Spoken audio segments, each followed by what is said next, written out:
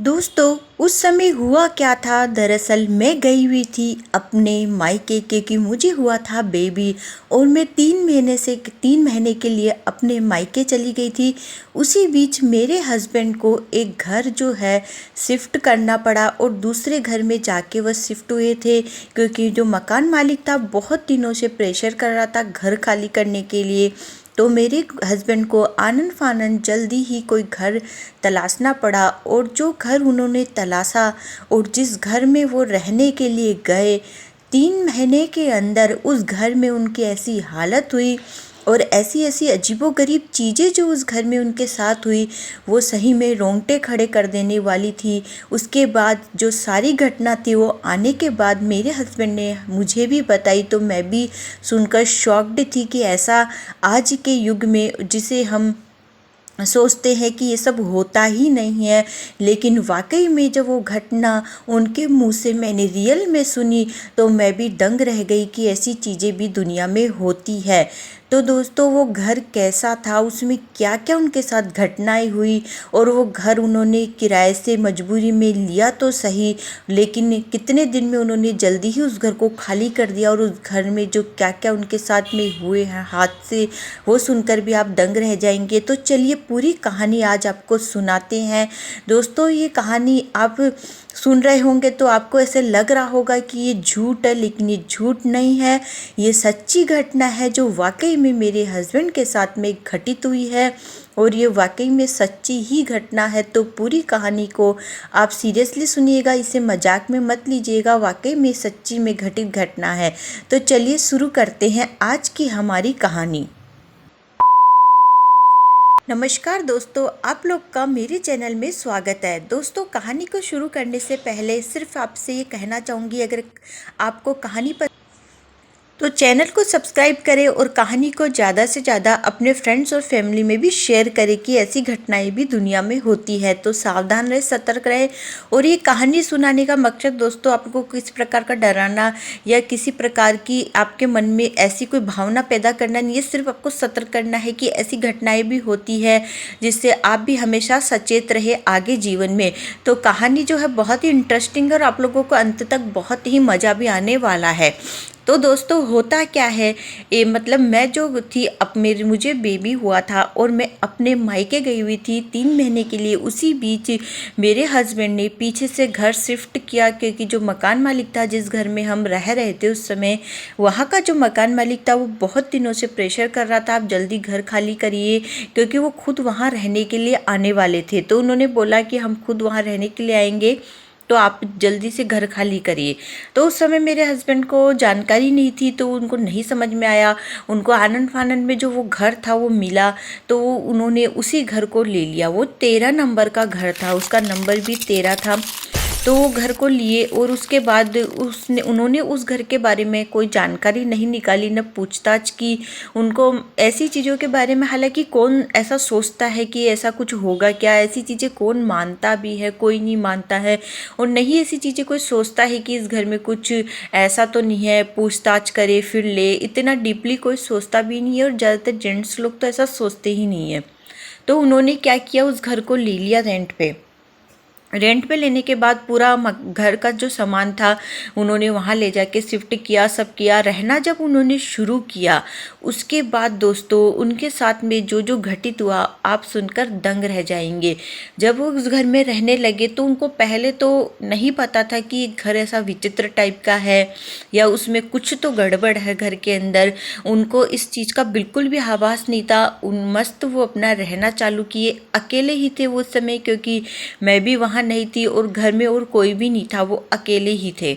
रात दिन का जो समय रहता था वो आसानी से कट जाता था, लेकिन जिस हिसाब से उन्होंने हमको बताया कि जैसे ही रात होती थी उस समय, मतलब पहले तो मुझे नहीं समझ में आता था, शुरुआत में मैं नहीं समझ पाता था। जब उनकी आदत थी रात में टीवी देखते थे, टीवी देखने के बाद जैसे ही वो टीवी को ऑफ करके सोया करते थे उसके बाद उनको अजीब अजीब सी आवाज़ें आना और बर्तन का गिरने का साउंड और जैसे किसी का कई बार हंसना, और कई बार ऐसा लगता था कि जैसे कोने में कोई धीरे धीरे से ऐसे रो रहा हो, उस टाइप का साउंड ऐसा उनको आते हुए आभास होता था।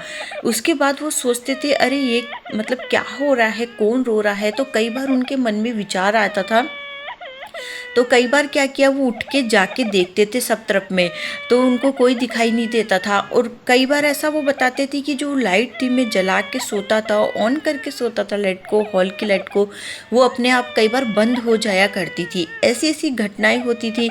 और मतलब जो रोने की आवाज़ थी वो कंटिन्यू, फिर जाके सोते थे फिर आने लगती थी।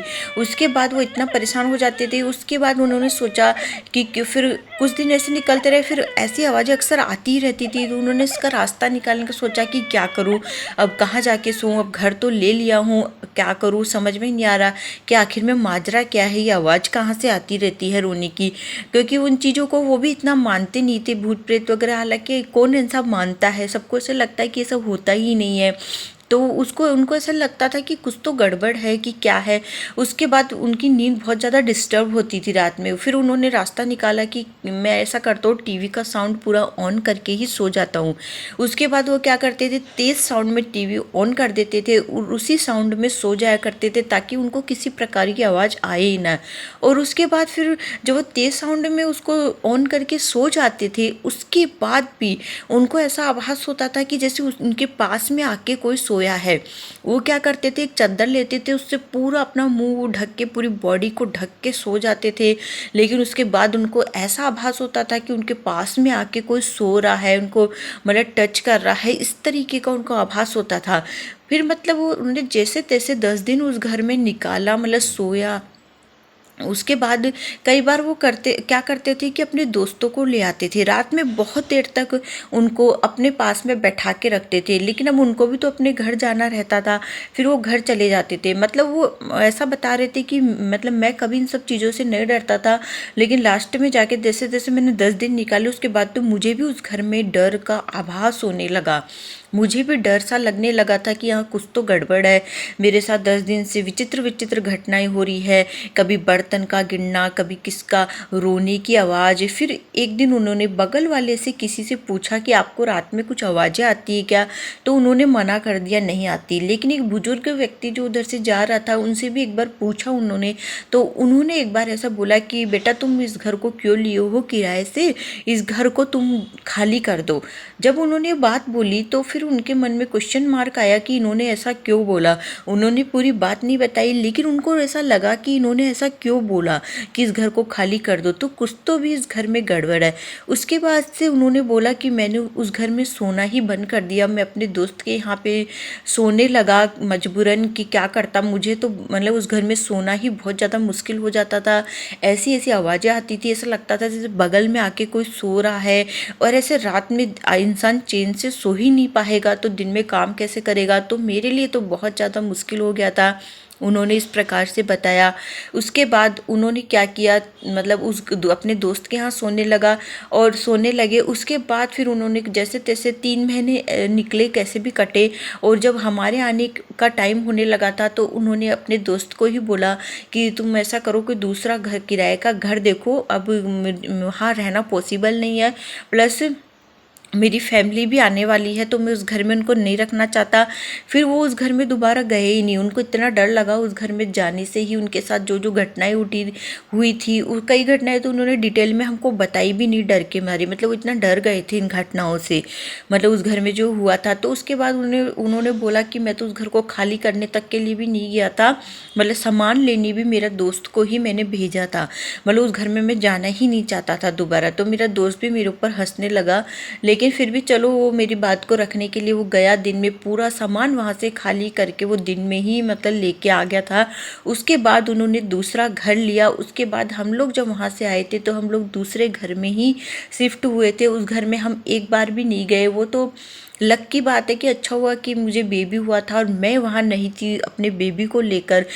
अगर मैं भी वहाँ रही होती अपने बेबी को लेकर तो हो सकता है कि मतलब ऐसी जो चीज़ें होती है बच्चों पे ज़्यादा वो प्रभाव डालती है। तो अच्छा हुआ कि हम लोग वहाँ नहीं थे, अगर हम लोग होते तो हो सकता है हम लोग के साथ कुछ गड़बड़ या अनहोनी होती।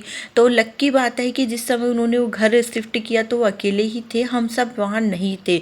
तो ये बहुत अच्छी बात है, नहीं तो हो सकता था कि कुछ न कुछ ऐसी गड़बड़ी हो जाती है, कुछ तबीयत ही ख़राब हो जाती है। हालांकि ऐसा होता कुछ नहीं है, ऐसी चीज़ें आभास देती है, ऐसा होता है, दिखती है कईयों को दिखती भी नहीं है, सिर्फ आभास होता है। तो वो नुकसान कुछ नहीं करती है, लेकिन एक जो मन का डर रहता है वो डर रहता ही है ऐसी चीज़ों के बारे में। तो दोस्तों ये रियलिटी है, ऐसी चीज़ें होती है, लेकिन हर किसी के साथ घटित नहीं होती है ऐसी घटनाएं, तो किसी को भरोसा भी नहीं होता। लेकिन जिनके साथ होती है तो वो लोग इन चीज़ों पे भरोसा करते हैं, मेन बात ही है। लेकिन ऐसी चीज़ें कभी नुकसान नहीं कर सकती दोस्तों। दुनिया में अगर ऐसी शक्तियाँ हैं तो भगवान की शक्ति उन सबसे ऊपर है, जो हमेशा हमारी रक्षा करती है, क्योंकि भगवान की शक्ति के सामने ऐसी जो चीज़ें हैं वो न्यूट हो जाती है। तो ये सब चीज़ों पे इतना ज़्यादा भी मतलब हमको डर बैठा के नहीं रखना चाहिए कि ऐसा कुछ कि हम उस चीज़ को लेकर इतना डरे, तो ऐसा नहीं होता है। लेकिन ऐसी चीज़ें मतलब कईयों के साथ घटित हो ही जाती है कभी कभी। दोस्तों कहानी आप लोग कैसी लगी कमेंट करके बताइएगा, और कहानी को शेयर करना ना भूलें। तो मिलते हैं अगले वीडियो में, बाय बाय दोस्तों।